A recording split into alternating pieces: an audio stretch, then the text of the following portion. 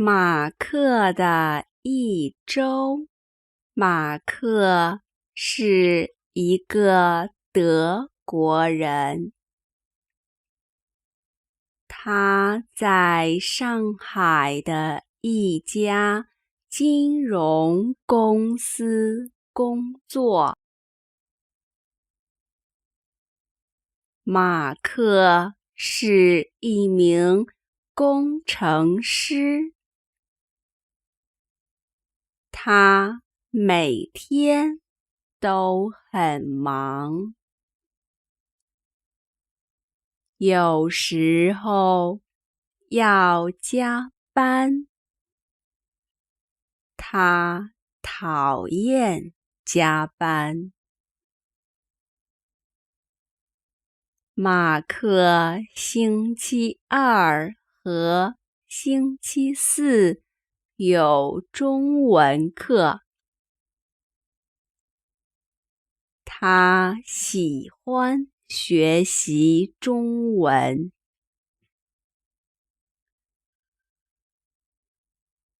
上中文课让马克更了解中国。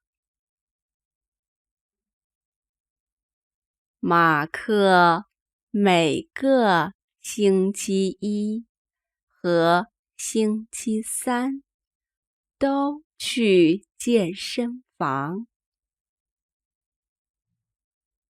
马克喜欢去健身房，因为他在那里认识了很多中国朋友。周五晚上，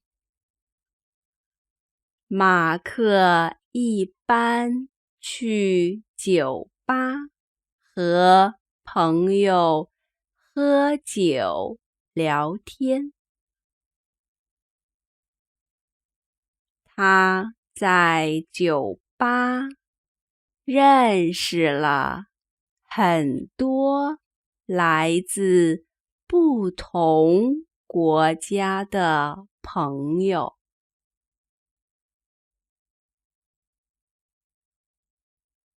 周末，马克一般会待在上海，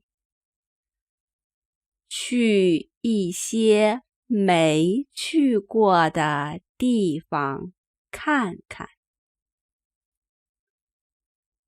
上海很大，有些地方很漂亮。他喜欢上海。有时候，马克去中国其他的城市旅游。You can join Ask Andy membership on Patreon to get the script with the color coding.